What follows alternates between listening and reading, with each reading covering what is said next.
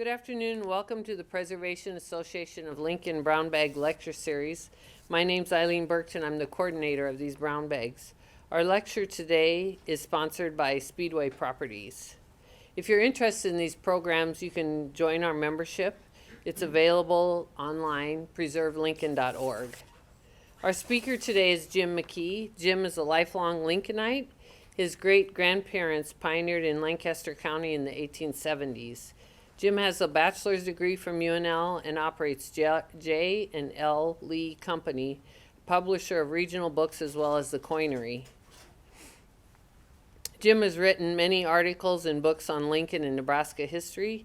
He serves on the City of Lincoln Historic Preservation Commission, and he is also a founding member of the Preservation Association of Lincoln. This is a series of talks, and we're on number 41. And the title is called Jim McKee's Complete History of Lincoln. Please join me in welcoming Jim McKee.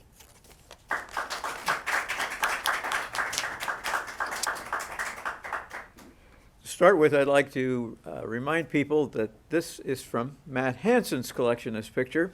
Really the best picture we have of the house we're going to talk about briefly, the R.E. Moore house. Robert Emmett Moore was born in Illinois, and Lincoln came to Nebraska, the son of a Methodist minister. He went to law college at Illinois Western and arrived in Lincoln at age 23. When he got here in 1871, he became the police judge in an interesting time because at that time there was no jail in Lincoln. What people needed to be incarcerated were basically held in a milk house, which would have been on the west side of 9th Street, directly, more or less directly across the street to the west from the old seminary building, which soon became the Lincoln Journal location, and now is a building which has a name, but I don't know what it is, to replace the Lincoln Journal. At any rate, police judge, but no jail. Probably more important than his law practice, he did plat an interesting tract of land, 1,000 acres, which was out to the east of Havelock considerably, and he called the plat Newton, N-E-W-T-O-N, which for decades I assumed was the predecessor of Havelock, which had been publicized as such, but really had no connection particularly with Havelock. There was a sign, and there's still a sign, in fact, that says it is 534 miles from Chicago, and the railroad has the sign. Burlington and Missouri River Railroad ran through this tract of land. Today it would be and include the drug company, which is east of Lincoln. It's had so many names, and it has a new one now, which I can't remember, but that's where the drug company would have been. 1,000-acre rectangular plot, Newton. The plat was vacated in 1875 because not a single lot was sold, and there was a legislative bill which enabled you to just simply dissolve a plat if no lots were sold, and at that time nothing had been sold. There was a whistle stop or a flag stop on the Burlington and Missouri River Railroad there. That little tiny building, which as far as we know may never have even been used, was picked up and moved in and became the Havelock Depot, just a small frame building preceding an actual depot in Havelock, and it stood about a block or a block and a half northeast of where we had the depot that you may remember at the foot of Tuesland Avenue. Probably he was more known in history for that than anything else, but we'll see in a minute that he has his fingers on a couple of things which make him very memorable. In 1875, he was an incorporator of the Security Investment Company, which located in the Richards Block. The Richards Block is located where today there's a restaurant on the ground floor called The Dish, and that building is primarily remembered for that. 1886, he became president of Union Savings Bank, which is a predecessor of Union Savings and Loan, which still exists today. In 1882, he incorporated a bank in Red Cloud, Nebraska, and also another company which still has feet in Lincoln, the Midwest Life Insurance Company. He was 3 terms in the Nebraska State Senate, In 1885, as a Republican, he became lieutenant governor of Nebraska. In 1891, he built this house, which is known as Queen Anne. And an interesting building because it bears a good resemblance to other buildings in the general neighborhood, like the Clark Leonard Mansion. This house was at 1740 E on the northwest corner of that intersection. By World War II, the house had been converted to apartments, not too unusual in its day. And in 1955, the house was razed, sat empty for a while. We'll see what it became of it in a moment. He died in 1921, and his will left $100,000 to what was known as the Lincoln Hospital Association. We're going to be talking about that as our next slide. At that point, the Lincoln Hospital Association issued a challenge grant to raise money to build what would become, in 1925, Lincoln General Hospital. And one of the wings in that hospital in 1940 was known as the R.E. Moore Wing. And in fact, in the current building, we'll learn there is still an R.E. Moore Wing. At any rate, the quarter square block, roughly his house encompassed, became Hazel Abel Park.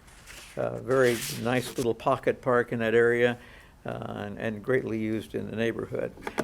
We think the man in the picture in the carriage is R.E. Moore. He's identified so, but we can't verify it. So, Lincoln General Hospital, our next topic. This is the front door of the original building. The first doctor in the city of Lincoln, physician that would be, was probably a man by the name of J.M. McKesson. I liked Mr. McKesson. He also had other relatives in Lincoln. He came with the Methodist Protestant Female Seminary Association. His house is more interesting. We have no photographs of it. It was more of a cabin, I'm sure, than a house.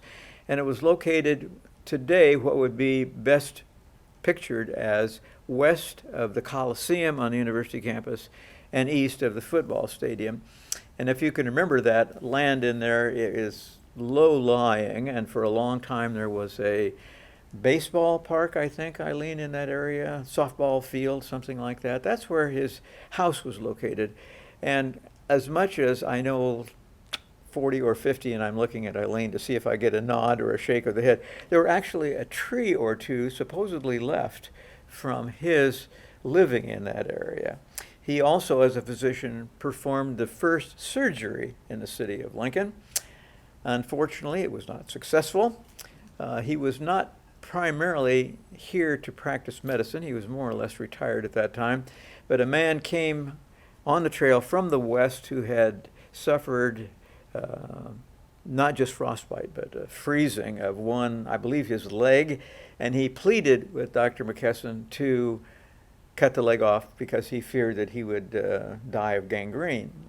Dr. McKesson was able to borrow a cabinet saw and remove the leg, and the gentleman did not recover, unfortunately, for whatever reason. We're not sure. But he was the first physician in the city, but not practicing as a doctor.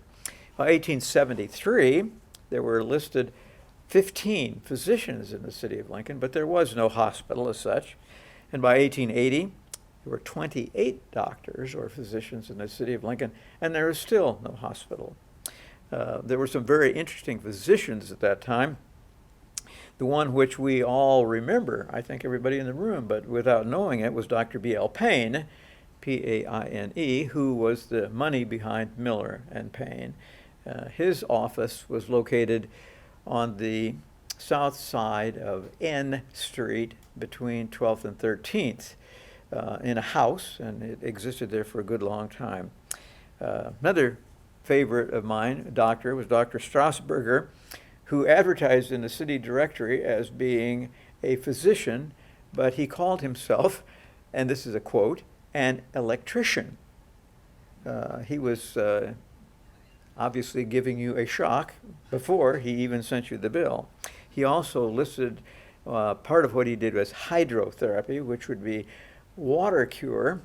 He was someplace down around the old saltwater well in Market Square. They would pipe that water off and use it for curative baths, let's say. The other doctor who was interesting at that time, interesting in that she was a female physician, Dr. Mrs. Hetty K. Painter, and her address was 1441 University Place, except it wasn't University Place, it was University Place, which was the name of a street, which will be renamed U Street. Her office would have been directly to the east of Morrill Hall, about a block and a half, something like that. So still, no hospitals as such. And then by 1886, we have in the city directories 4 hospitals listed. Basically, these were but for one hospital in name, but there was only one physician that practiced there, and he owned the hospital. And I'm not sure, I've never looked back, but I always think of a hospital as being a place where you not only were treated, but probably would have spent the night as well. And many of these hospitals were really doctors' offices. We did have a hospital by 1886.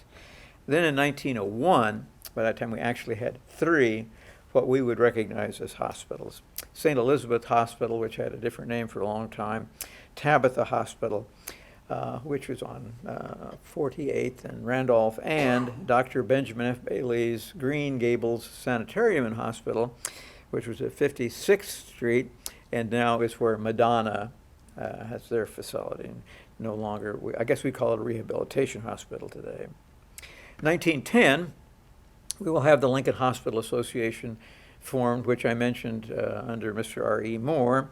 Mostly doctors were involved in it, and they sold $1 shares in the hospital. I can't find a record of how many they sold, not enough. But they suggested that the city issue bonds in the amount of $100,000 and actually build a hospital. Things just pretty much lie fallow until 1921, when R.E. Moore passed away. We just talked about him, and left $100,000. Specifically, he left it for the Emily Moore Hospital building. I don't think the hospital ever carried her name completely, but the city council did approve the bonds, and the building which was built would be this one. 1922 was designed by Davis and Wilson. It was a 100-bed hospital. $250,000 cost, and it would have been on the southwest corner of 17th and South. Completed in 1928, and if you look carefully in this picture, you can see the brass tablet on the front door, which notes that in 1940, this is where I was born, although I have very little memory of the building. 1940, one of the wings of this building was called the R.E. Moore Wing. Again, wife, Emily, didn't get credit. Then in 1967, a new hospital was proposed with a wing or with a plan that said no hospital bed within the hospital would be more than 30 feet from a nurse's station.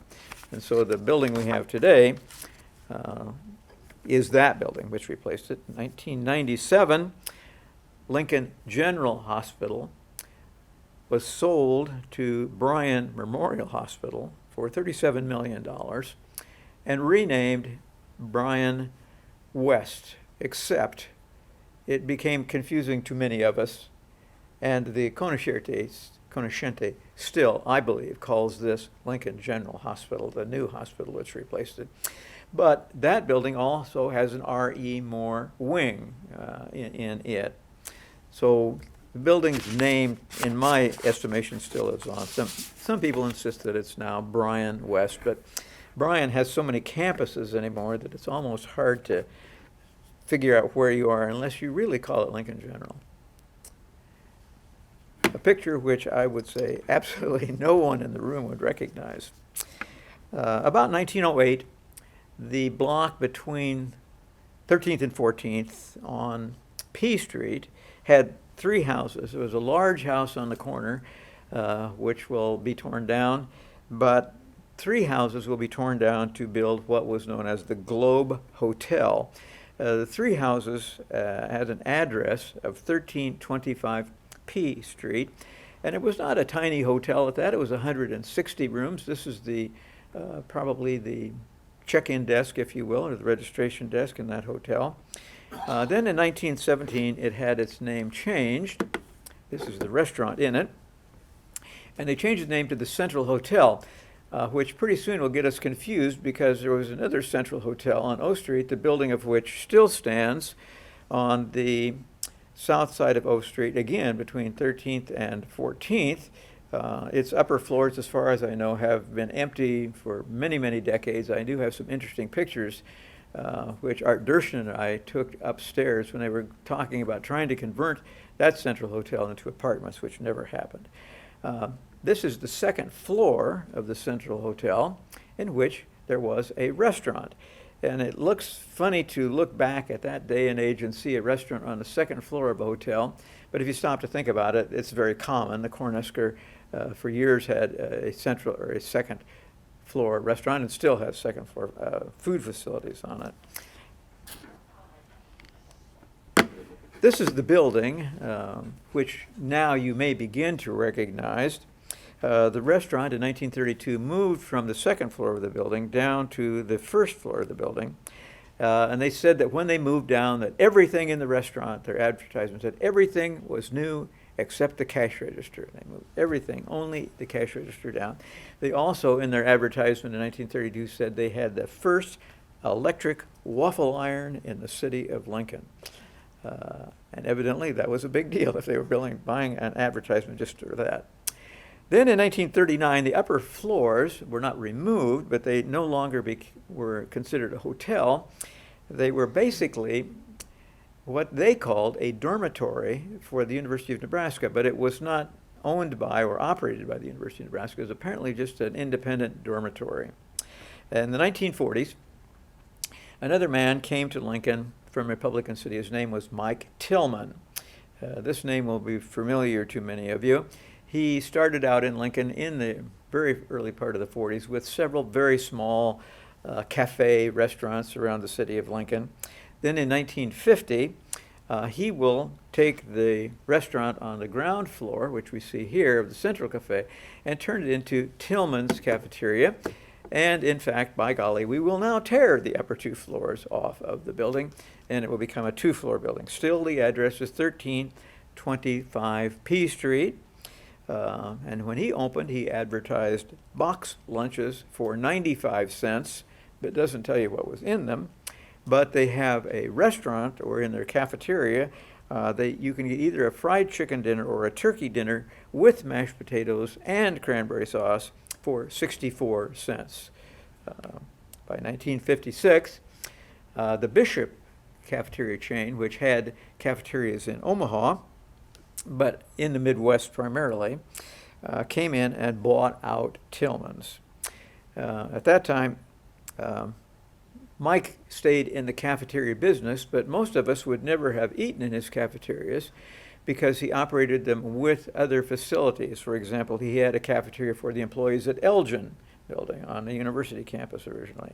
He had a cafeteria for the employees in Cushman.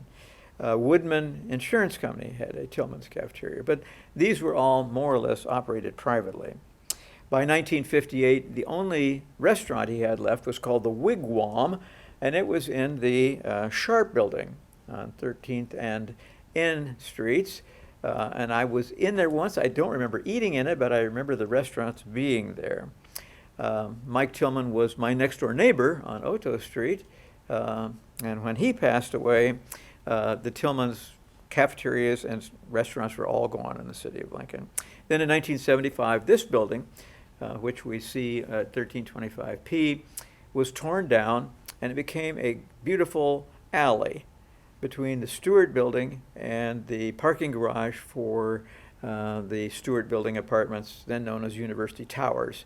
That parking garage, of course, is still there. The things I remember about the Tillman's Cafeteria was a great place to eat on Sunday after church. There was one minister at St. Paul Methodist Church that supposedly got there first every Sunday. How he managed to say goodbye to people and still get to the cafeteria before anybody did, but this was he felt his key to fame was he was the first one at Tillman's Cafeteria after church. The things I remember about it were the French silk pie and today we would call it just a chunk of lettuce with Roquefort dressing on it. But probably the most memorable thing in some people's minds were the fact that when you got in the cafeteria line there or in the new cafeteria, which Bishop's had at Gateway, which was purpose-built for them, the first thing you got to in line was the desserts. And this was on purpose. They wanted to sell you a dessert because then they knew you would also buy a dinner. And it worked pretty well. And of course, the Tillman's cafeteria at Gateway, when Tillman's went out of business in the cafeteria business, they tore that building down. It's just simply not there anymore. It was attached to Gateway over on the northwest corner of the building. The other thing I remember about it was that each table had a little electric candle. And if you wanted an extra cup of coffee, or if you forgot to get a dinner roll or something, you turned that light on, and pretty soon somebody would come and bring you whatever you wanted. Cafeterias were replaced by buffets for the most part, nationwide or even worldwide. There were quite a few buffets around Lincoln, and now I think even all the buffets are gone. So the whole concept is now gone. This is Governor John Mickey in a photo from my collection, which he has signed. John Hopwood Mickey was his name. Born in Iowa, went to Iowa Wesleyan University, and was a staunch Methodist, coming from that background. In 1870, he applied for and received the first homestead in Nebraska sold through the Lincoln office. And the land he got was not in Lincoln, but he was the first person supposedly who actually obtained a homestead from the Lincoln office. I can picture the Lincoln office in my brain. I think it was on 11th Street, about 2 blocks south of O Street on the east side of the street. Unimportant. But at any rate, the land he got near Osceola, Nebraska. Osceola, when he got there, everything was new, and he was appointed city treasurer and city assessor and county assessor. And he was able to being for early in the county, able to provide a few firsts. For example, his son, Evan, was the first child to be born in Osceola. Then in 1879, Mr. Mickey and the 4 Fleharty, Fleharty brothers, between them raised $10,000, and at Osceola, Nebraska, they established Nebraska Wesleyan University. Unfortunately, the Methodist Church did not recognize it. It did open with 11 students and 4 teachers. They tried for 2 years to get the Methodist Church to accept them, or the Methodist Conference, I should say, and twice they failed. So in 1881, Mr. Mickey and the Flehartys decided to pick up and move Nebraska Wesleyan University to Fullerton, Nebraska. That didn't work at all. The Flehartys backed out, the school closed, and at that time they thought that probably Nebraska Wesleyan University's building in Osceola would become the county courthouse, which really existed only in frame houses at that point in time. But the county didn't step up, and so their school became a private school. 1880, Mr. Mickey was elected to the Nebraska House of Representatives, in other words, the lower house in the 2 system at that time. And at that point in time, he was responsible partially for the incorporation of the city of Osceola. And at that time, he became a city council person and was the treasurer for the city. Then in 1882, he and another man from Osceola started a bank, and another man's name was became governor of Nebraska, Nance, and they established a bank. In 1902, Mickey was nominated to become the governor of Nebraska on the 13th ballot. So not an instant success, but he was nominated and ultimately did serve. This is his house.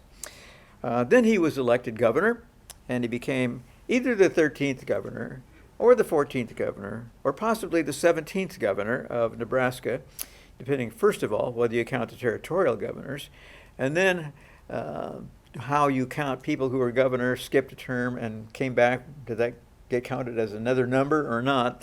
And if you look him up online, you will find him listed as the 13th governor of Nebraska, the 14th governor of Nebraska, or the 17th governor of Nebraska. His house still stands. About this time, he became president of Nebraska Westlands Board of Trustees. Now, in 1881, Lincoln will become the home of Nebraska Westland. So it is at that point he becomes the president of Nebraska Westland, outside of Lincoln at University Place. He was the largest contributor at that time to the university, so very well known and very well thought of. Osceola, Nebraska is interesting in that they produced 4 governors. Of course, John Hopwood Mickey, Albinus Nance, Ashton Schallenberger, all. But I just said there were 4 governors were produced. But it's a trick question, because the 4th governor was our old friend, Governor Stanley Hathaway, whom nobody remembers, because Stanley Hathaway became the governor, but not of Nebraska, but Wyoming. So interesting, but not quite what you were expecting. The Nebraska State Penitentiary. This is a postcard.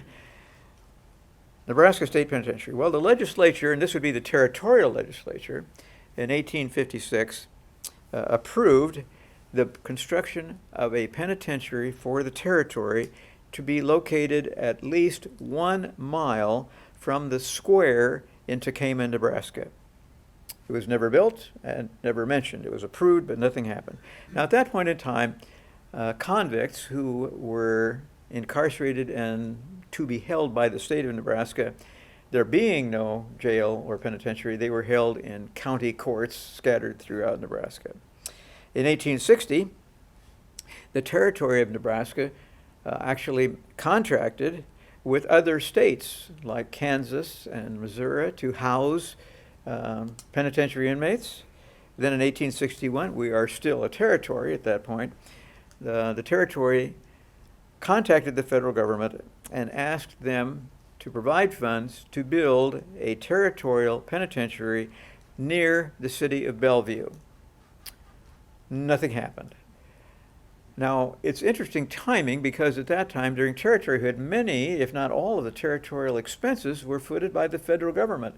This is one of the arguments later on why we should not become a state, but should stay a territory, because the federal government would take care of the expenses. And it's a pretty compelling argument. But nonetheless, the federal government did not respond in 1861.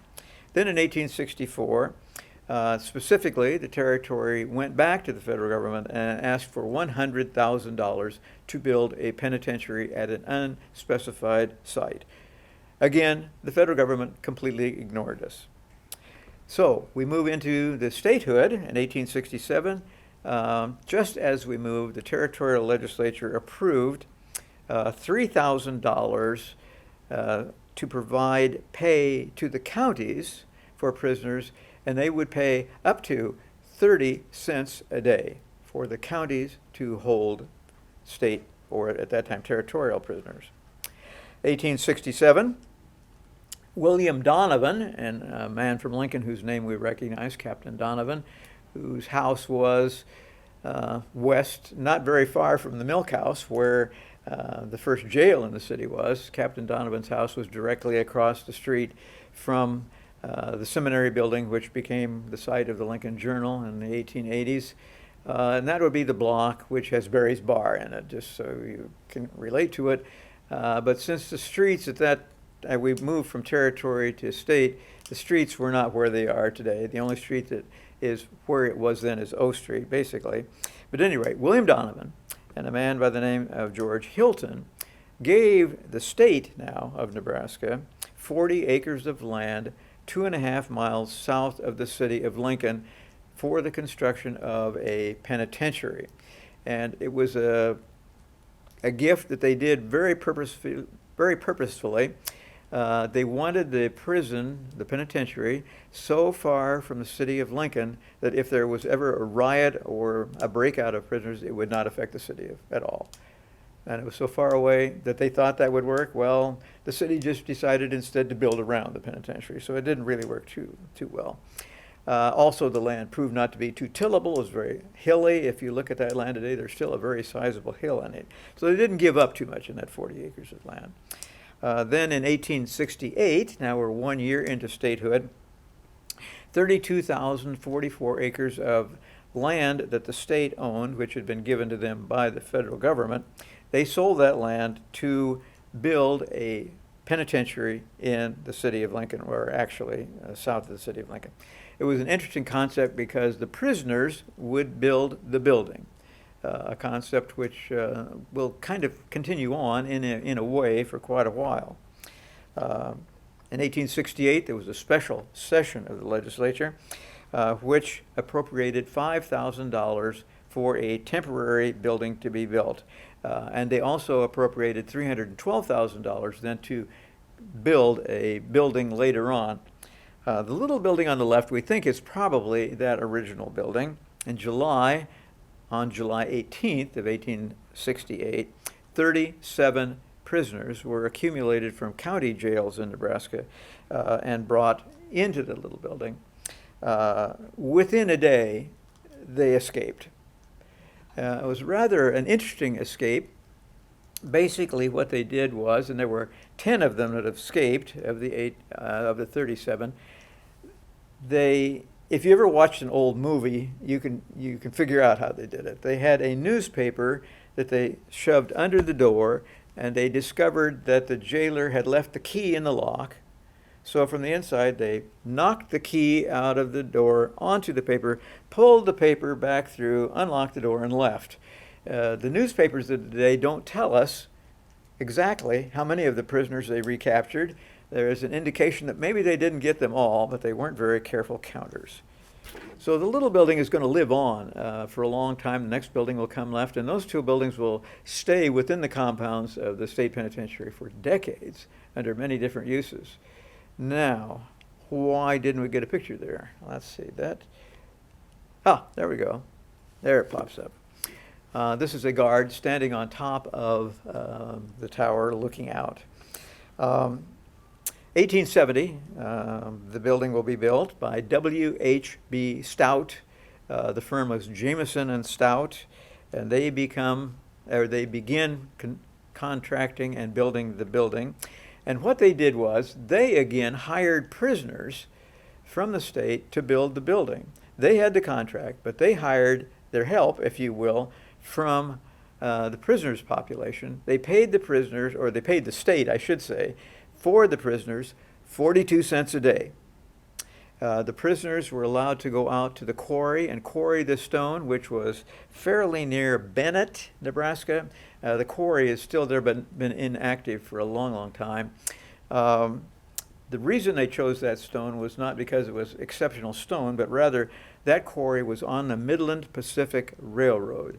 The Midland Pacific was one of the early railroads to get to Lincoln from Nebraska City, and came along basically Highway 2. In fact, the railroad is still there. It's now privately owned by the facility, the electrical facility, and I can't think of what the name of the railroad is, but it is privately owned now, but still basically that original railroad track.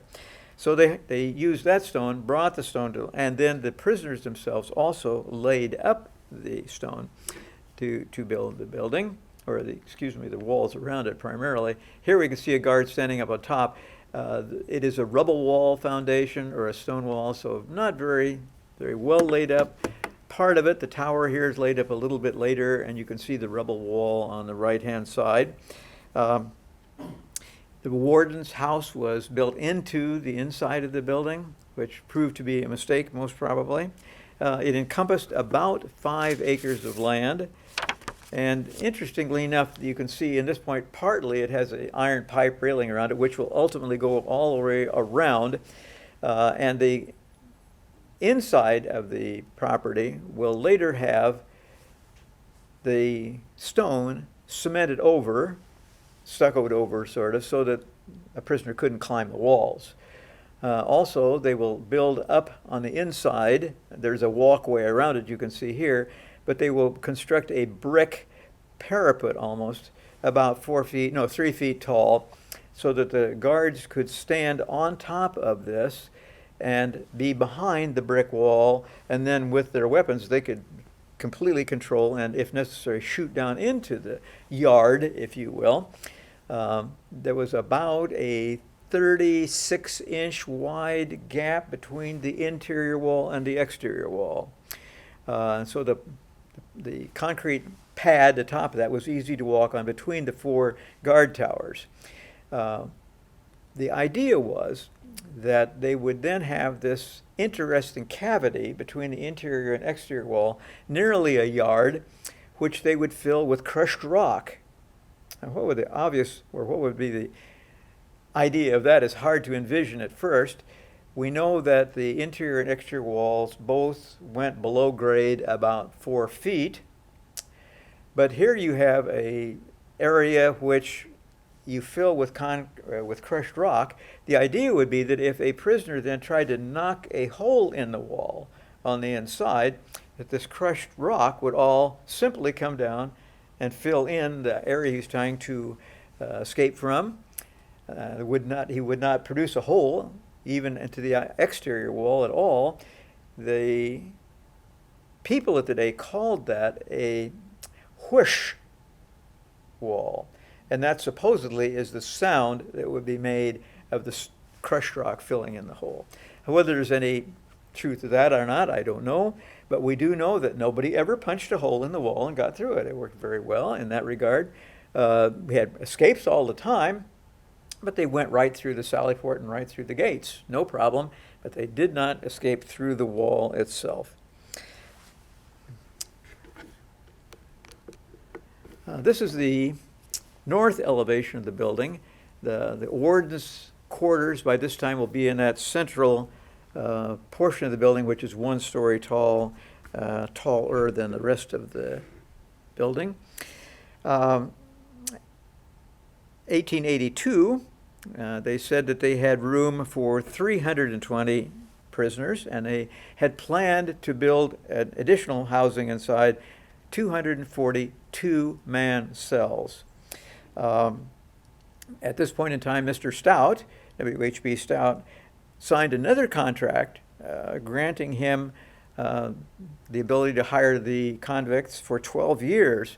And then he began industries, we'll call them, within the penitentiary, hiring these people and training them to be cobblers, furniture makers. They ran a laundry and a canning facility. Also, the state of Nebraska, through the penitentiary and the insane hospital, operated 2 farms near Lincoln. One was a vegetable farm and one was a cattle farm, with the idea of them being sufficient unto themselves.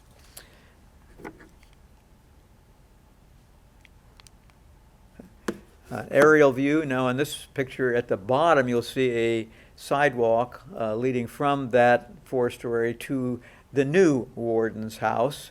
That's Pioneers Boulevard, running left and right between the warden's house and the penitentiary itself. Pioneers Boulevard will only later, after the construction, be moved. Originally it ran right that close. And my father, when I was a little kid, he drove up in front and he said, "There, wave to Uncle Charlie," because, you know, you were just a few feet away. Well, it turned out, I assumed Uncle Charlie was probably a prisoner, but it turned out Uncle Charlie had something to do with stores in there. But nonetheless, Pioneer Boulevard went right there. Later on, when they don't tear down the governor's house, they're going to pick it up and move it maybe 4 or 5 miles east of the city of Lincoln on Highway 2. And a club was going to restore it. For what purpose, I was never completely clear in my mind, the Sertoma Club. But instead, it just withered away and it just turned to dust. Because in moving it, the first thing they did was they removed all of the brick and stone. So they had this well-exposed frame building, which literally turned to dust. By 1980, the last remnant of this is gone. Now, of course, we have the 2000 Tecumseh building completed, and just now we see the legislature considering building a new penitentiary north of the city of Lincoln. And one of the things that, if that came about, the legislation also provides for all of this to be raised. I don't know whether that means the property will revert to Mr. Hilton and Mr. Donovan, but at any rate, the state will have some land which could be saleable. The convicts also helped in the construction of the second Capitol building. And during the tenure of many of their industries, you might say, they manufactured buttons, brooms, trunks, furniture, barrels, machinery, harnesses, and license plates. And one of the things I always thought about it, when you had them being trained for things like stonemasons, building their own prison, this gave them a trade when they got out of the penitentiary to actually they could use, because when you do get relieved from being incarcerated, what good is it that you were able to learn to make license plates? Chances are not much good at all. The idea of them ever becoming self-sufficient never did work out. A building which in a minute you will all recognize. This would be the southeast corner of 18th and O, which originally had a mansion on it belonging to a man by the name of W.F. Cullen, pretty much of a quarter of a square block. By 1917, like the Moore House, it had virtually all been converted to apartments. In 1903, a man which we talked about before the talk, H.E. Seidels, came to Lincoln and established in 1903 the Cadillac dealership in Lincoln. We're not sure exactly how you define it, but he may have been the first new car dealer in the city of Lincoln. He sold the cars at that time out of his cycle shop, the Seidel Cyclery, at 1317 O Street. Then, in 1906, another dealer came along, a man by the name of Lawler. Same family as the Lawler family we know today. And by that time, there were 3 automobile dealers in the city of Lincoln, 1906. In 1889, a man by the name of Fred Hussong, Hussong, moved to Lincoln. 1913, a man by the name of Arthur Hebb, Hebb, procured the Ford dealership on the southeast corner of 12th and Q.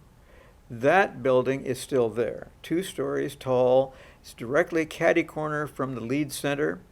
It had, it still has several retail stores in it. The second floor of that building, for a time while they were building Bennett Martin Public Library, is where the Lincoln City Library was. 2-story building. Hebb Motors Works. They're going to come into a lot of Lincoln history a little bit later on in Havelock, but that's a different story completely. 1916, Mr. Hebb joined Mr. Hussong, who had come to Lincoln, you remember, in 1889, and they formed a new car dealership, and in the first year sold 165 Ford automobiles.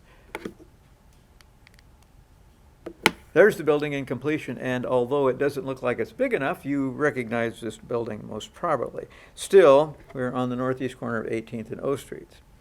The Cullen Mansion has been removed at this point in time, and a $30,000 2-story, originally called the Frost Motor Company, has been built. 1922,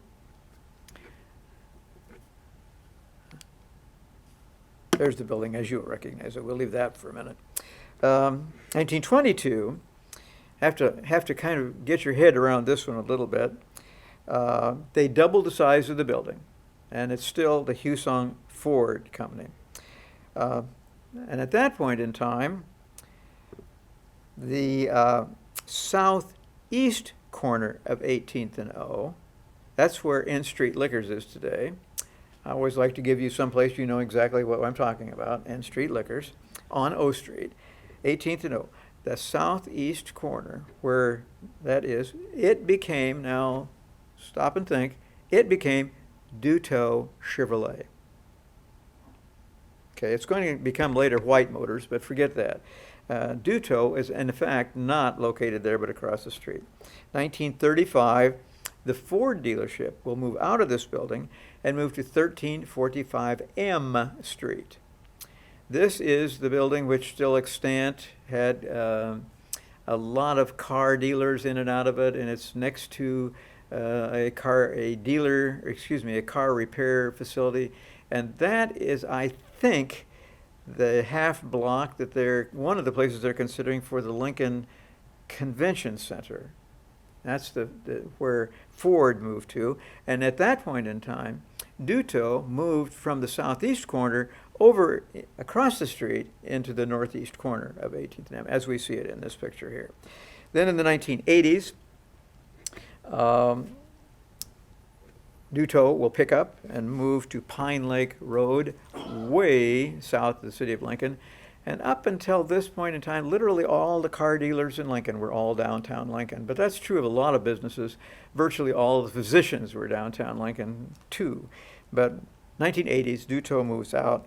Then in 2003, this building became, after sitting empty, a downtown physicians clinic, which didn't work. It sat empty for a long time, and I think the property has changed hands. It was due to change hands in December, I think, and it was purchased by a church, which is up now on O Street at about 28th, 29th and O. And exactly what they're going to do with this huge building, I don't know, but they've built it, and the plan was to turn it into a church. Presumably a lot of the building could be used for indoor parking. I just don't know what their plans are. And I think that it probably has now changed hands.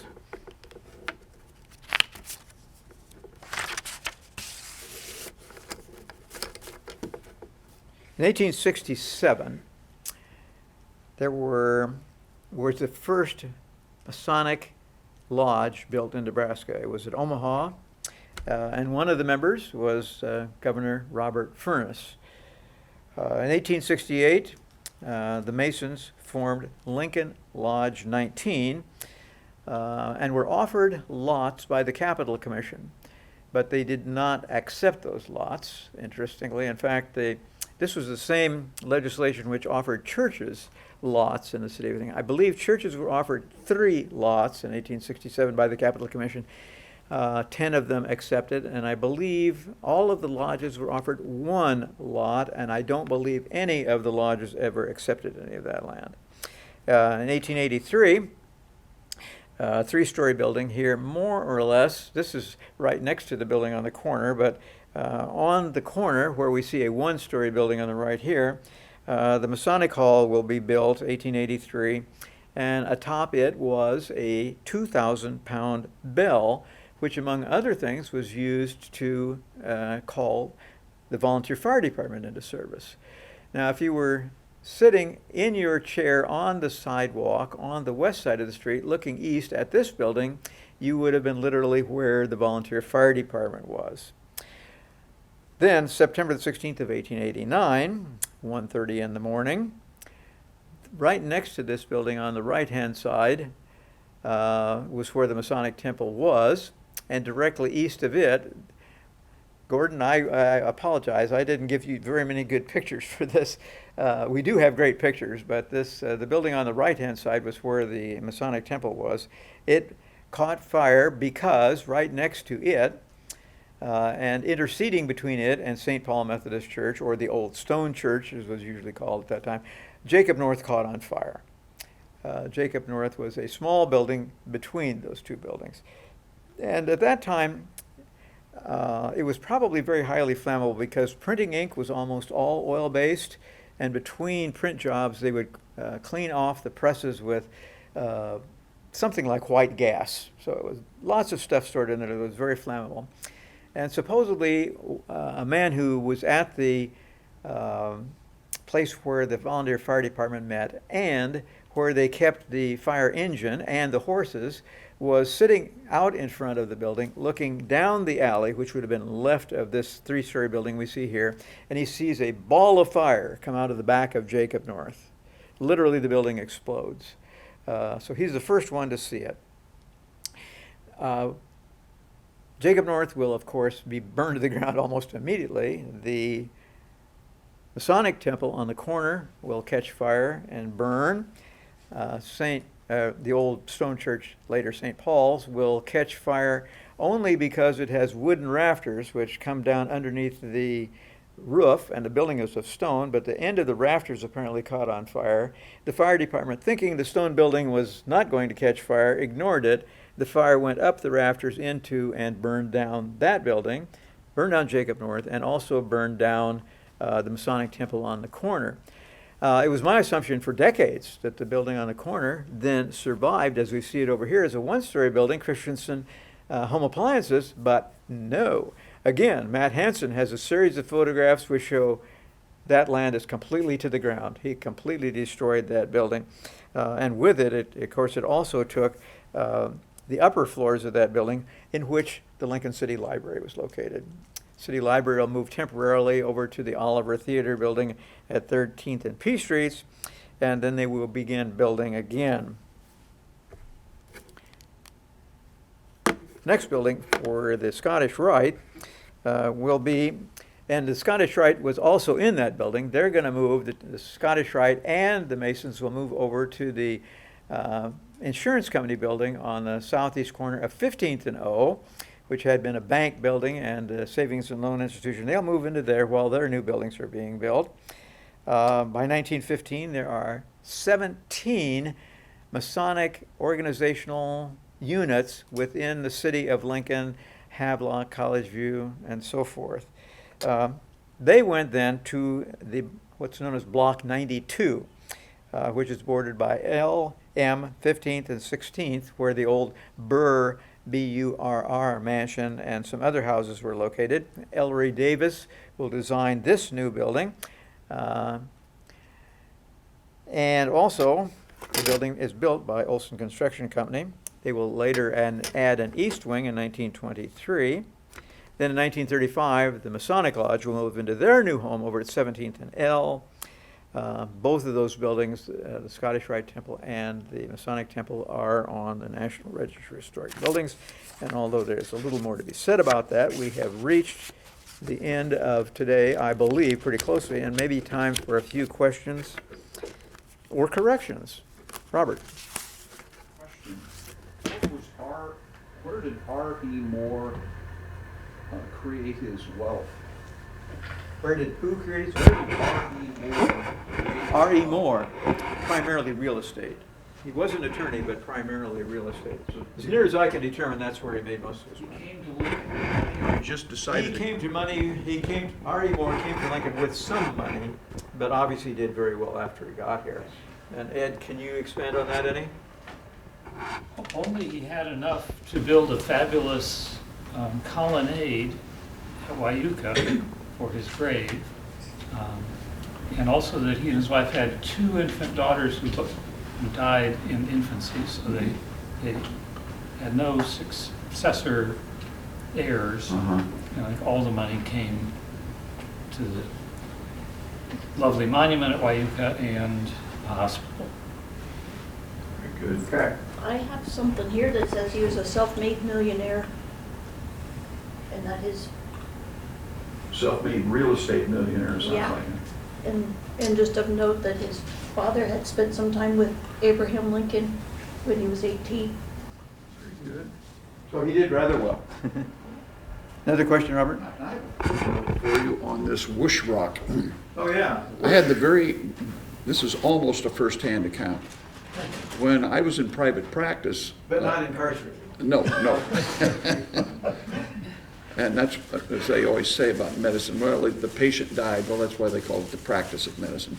But at any rate, the whoosh rock, we had the good fortune, my partner and I at the time, of working with a demolition contractor who had the contract to tear down the old prison that you and I both know and we saw in photographs.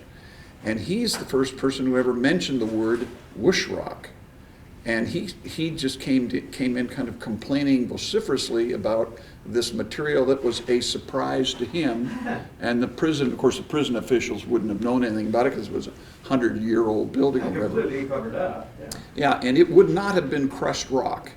It would have been probably more like a river rock, that is smooth, because Pebbles and what- it could have been, or I've seen rock that is, even though fractured, is so glassine, created with heat, an igneous rock of some sort, that even though it's fractured, it's so slick through its interior that he commented about it. He says, we took this face of this wall off, and he says, this doggone rock just didn't stop. He said it just kept coming down and coming down. He says, a front end loader, you could load a front end loader if you could keep this slippery rock into the bucket, dump it, come back, try to get another one done. He says this stuff just kept coming and kept coming. So it did exactly what they hoped it would do. He said it was absolutely a deterrent to escape, and he said it was miserable, and he was complaining. It was early in the project. He said, we're going to lose our shirt on this one because it's so difficult to manage this But it slippery. wouldn't have been spoiled from the quarry where the rock was. This was a special kind of stone that was very, very slick.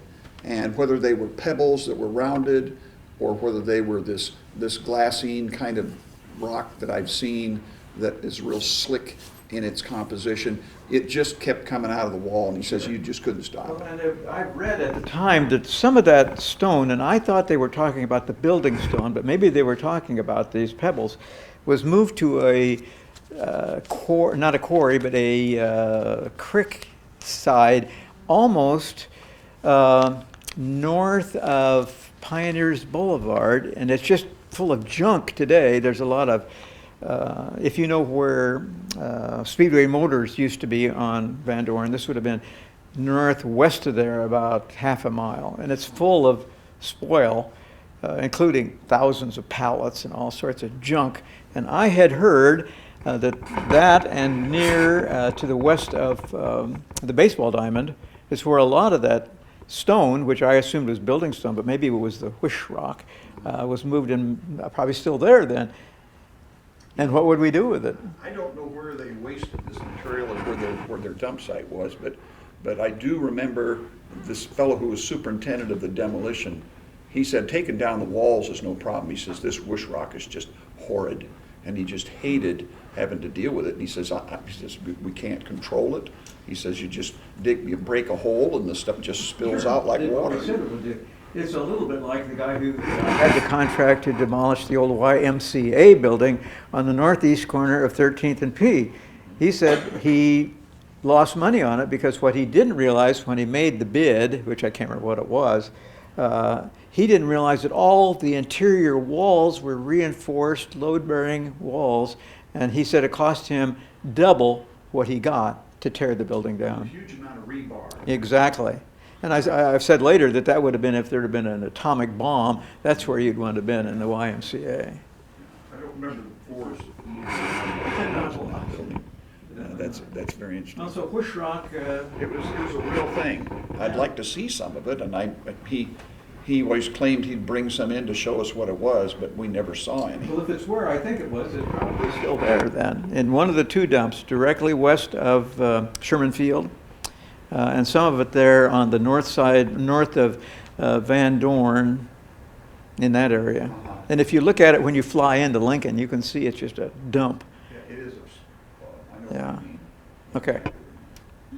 Well, we've run way over. I'm sure they've stopped recording, and we can just talk. But Yeah, thank you very much. yep. Yeah, absolutely.